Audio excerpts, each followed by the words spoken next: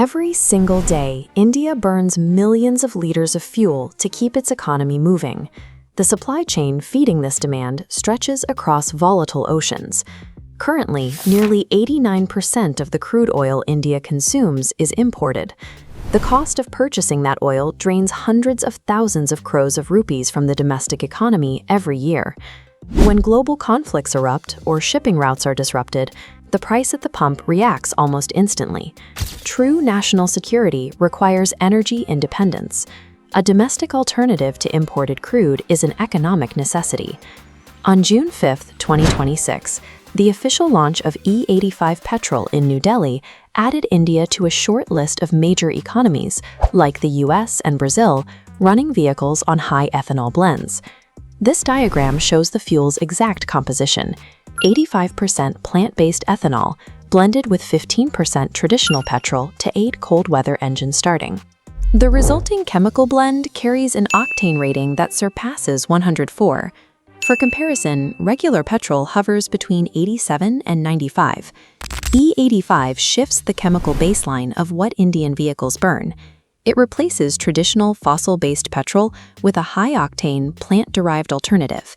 The raw materials for India's E85 aren't drilled from the ground, they are grown. The primary feedstocks are domestically harvested sugarcane, molasses, and surplus food grains. The crops are transported to mills where they are crushed. Enzymes are added to break down the complex starches into simple, fermentable sugars, a process called saccharification. This sugar-rich liquid moves into large industrial tanks. Over 48 to 72 hours, yeast consumes the glucose, yielding raw ethanol and carbon dioxide. The liquid undergoes high-heat steam distillation to reach 95% purity before being precisely blended at an 85:15 ratio with petrol. Every step of this supply chain takes place within the country.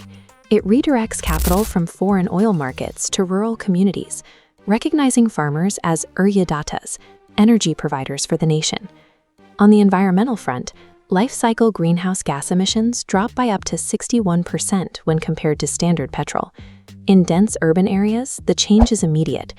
E85 produces significantly less carbon monoxide, benzene, and cancer-causing particulate matter, directly improving city air quality.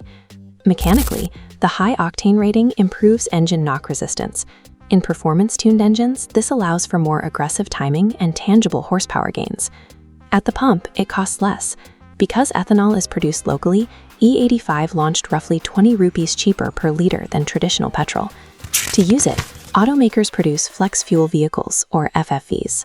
These cars feature smart sensors that analyze the fuel line in real time, allowing drivers to seamlessly mix any combination of E85 and regular petrol in a single tank.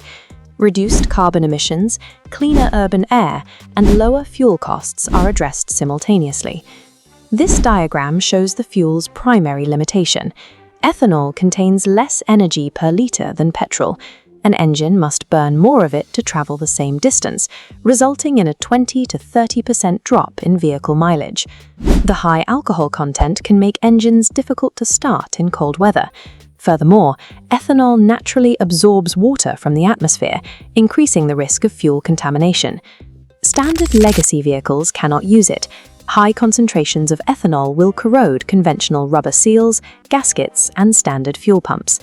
This map shows the current infrastructure reality. At launch, E85 was available at exactly 48 stations nationwide. For early adopters, finding a pump requires meticulous planning. The chemistry works, but the physical hardware of the nation's existing vehicle fleet and distribution networks are massive, unresolved bottlenecks. This chart shows India's blending trajectory. The nation scaled from just 1.53% ethanol blending in 2013 to a 20% nationwide average 5 years ahead of schedule. That specific transition has already capped over 1.84 lakh crore rupees within the domestic economy, instead of sending it overseas for crude oil. To break the current infrastructure deadlock, the government plans to expand the E85 network from 48 stations to 5,000 by December 2027. Concurrently, automakers like Maruti Suzuki are introducing the commercial flex fuel models needed to drive demand at those new pumps. The process of replacing foreign oil with domestic agriculture is underway. The variable is how quickly the automotive ecosystem can scale to match the fuel.